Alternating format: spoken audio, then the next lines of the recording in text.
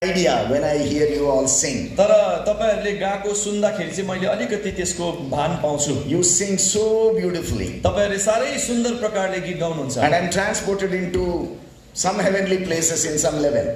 म त एकदमै माथि चढेर स्वर्गीय स्थानहरुको कुनै जग्गामा उडेर पुगे जस्तो लाग्छ। So I'm so grateful to God for giving me this privilege to be in the midst of you, to hear you sing, to worship with you, and also to minister unto you. अनि म परमेश्वरलाई धन्यवाद दिन्छु जुन प्रकारको सौभाग्य उहाँले दिनुभयो तपाईहरुको मध्यमा यसरी म आउन पाउनु, तपाईहरुको साथमा परमेश्वरको उपासना गरेर तपाईहरुले यस प्रकारले गीत गाएको सुनेर आशिष पाउन। I wish I could kidnap a few of you to Bombay. अनि म चाहना गर्छु तपाईहरु मध्ये कति जनालाई किडन्याप गरेर बम्बई लैजाउँ भनी।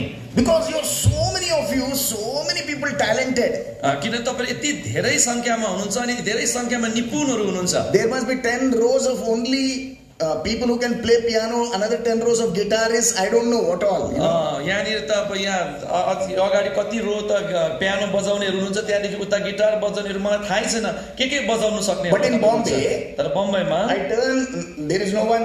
Turn here, there is no one. तर बम्बईमा त यता फर्किन्छु कोही हुँदैन, उता फर्किन्छु कोही हुँदैन।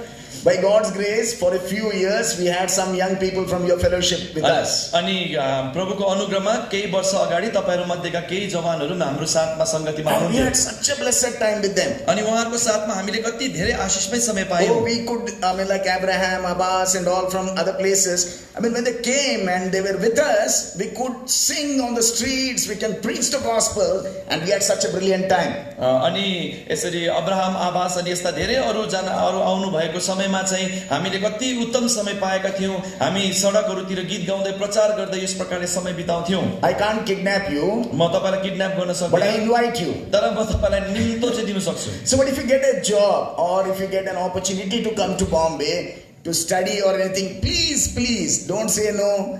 It's a great city, dangerous city, but we are there. We will take care of you.